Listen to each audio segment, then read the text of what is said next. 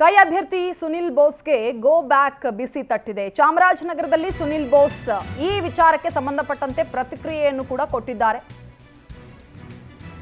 Go back ಯಾಕೆ, ನಾನು ಹೊರಗಿನವನ,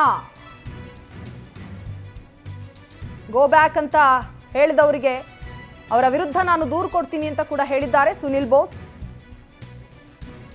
ಮರಳು ಮಾಫಿಯಾ ಕೇಸ್ ಕೋರ್ಟ್ನಲ್ಲಿ ವಜಾ ಆಗಿದೆ. ಗೋ ಬ್ಯಾಕ್ ಬರೆದವರ ವಿರುದ್ಧ ನಾನು ದೂರು ಕೊಡ್ತೀನಿ, ಈ ಬಗ್ಗೆ ಚುನಾವಣಾಧಿಕಾರಿಗಳಿಗೆ ದೂರನ್ನ ಕೊಡ್ತೀನಿ ಅಂತ ಹೇಳಿದ್ದಾರೆ.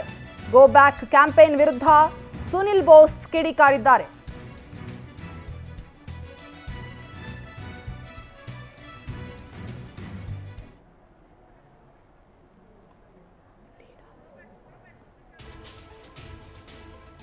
ನೋಡ್ತಾ ಇದ್ದೀವಿ ಗೋ ಬ್ಯಾಕ್ ಸುನಿಲ್ ಬೋಸ್ ಅಂದ್ರೆ ಹಲವು ನಾಯಕರು ಎದುರಿಸಿದಂತಹ ಗೋ ಬ್ಯಾಕ್ ಅಭಿಯಾನವನ್ನ ಸುನಿಲ್ ಬೋಸ್ ಅವರು ಕೂಡ ಎದುರಿಸಿದ್ದಾರೆ. ಹಾಗಾಗಿ ಇದರ ವಿರುದ್ಧ ಆ ಗೋ ಬ್ಯಾಕ್ ಸುನಿಲ್ ಬೋಸ್ ಅಂತ ಬರೆದವರ ವಿರುದ್ಧ ನಾನು ದೂರು ನೀಡ್ತೀನಿ ಅಂತ ಸುನಿಲ್ ಬೋಸ್ ಅವರು ಈ ವಿಚಾರಕ್ಕೆ ಸಂಬಂಧಪಟ್ಟಂತೆ ಪ್ರತಿಕ್ರಿಯೆ ಕೊಟ್ಟಿದ್ದಾರೆ.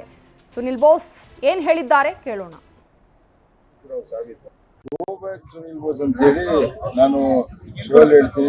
ನನ್ನ ಮೇಲೆ ಏನು ಮೊಕದ್ದಮೆ ಇತ್ತು ಅದು ಮನೆ ಹೈಕೋರ್ಟ್ನಲ್ಲಿ ಅದನ್ನ ವಜಾ ಮಾಡಿ ದೋಷಿ ಅಂತ ಹೇಳಿ ಅದು ಸುಭಾಷ್ ಆಗಿರೋಂಥ.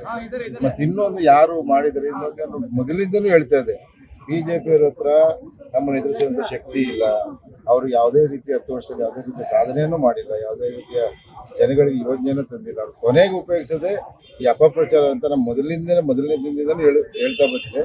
ಅದನ್ನ ಅವ್ರು ಮಾಡಿದ್ದಾರೆ. ಯಾಕೆಂದರೆ ನಾನು ಈಗಲೂ ಅವ್ರಿಗೆ ಒಂದು ಸವಾಲನ್ನ ಹಾಕುವಂಥದ್ದು, ನಂದು ಏನು ಮರಳು ನಡೀತಿರೋ ಸಂದರ್ಭದಲ್ಲಿ ನನ್ನದೇ ಆದಂಥ ಯಾವುದೋ ಜಾಡ್ ಆಗಲಿ ಅಥವಾ ನಾನು ಯಾವುದೋ ಒಂದು ಲೋಡ್ ಮರಳಾಗಲಿ ಅಥವಾ ಅದರಿಂದ ಏನು ಹಣ ಆಗಲಿ ಇವತ್ತು ಕೂಡ ಅವ್ರು ಸಾಬೀತು ಅಂದರೆ ನಾನು ನಾಮಿನೇಷನ್ ಗೋ